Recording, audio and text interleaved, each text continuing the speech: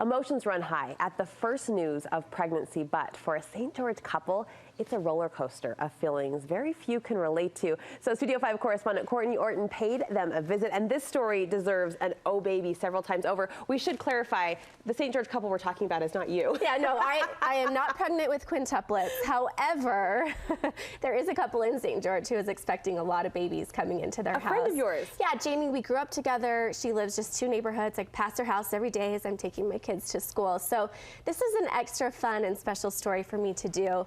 But this is the story of infertility and miracle treatments. I checked in on the Scott family. More room to have a sibling. Pull a few more chairs up to the table. The Scotts are going to need some more.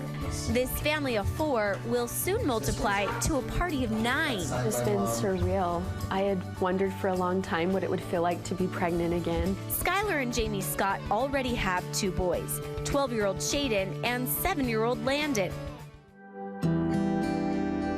I just couldn't give up on that goal of having one more child. And for years, they tried. I had a wonderful friend that said, you know, it's okay to dream a new dream. And I had really, needed to decide for myself, is this something I want to pursue, because it's not happening by myself. After 5 years with no success, they decided to seek the help of a specialist. She took hormones to basically tell her body to do what it's supposed to do. Even with the extra hormones, there was no guarantee Jamie would even get pregnant, let alone with more than one. The count was so extremely high, I thought, well, this must definitely be twins. Maybe triplets would be stretching it, but probably twins. So going into the first ultrasound, that's what we had thought was twins. And then we kept finding more and more babies. There's a boy and baby B, our first little girl. When we got to that 5th heartbeat and heard it, we were so relieved. I was so relieved.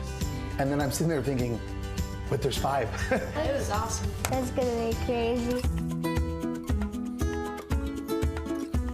Nausea, food cravings, and a growing belly help mark each week those 5 babies reside in Jamie's belly. And I'm getting really big really fast.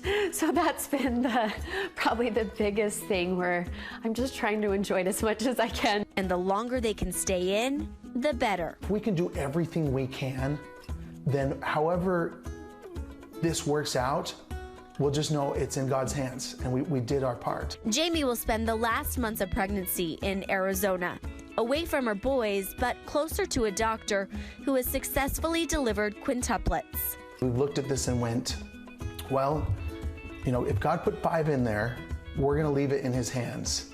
But we're praying for 5 babies. And we've never prayed for anything harder in our lives. Babies everywhere. The Scotts say they'll be ready. How are you gonna help with the babies, Landon? I don't know. How about poopy diapers? They're praying, preparing, and embracing the adventure. Miracles happen, and we definitely know that. It is going to be a ride for sure.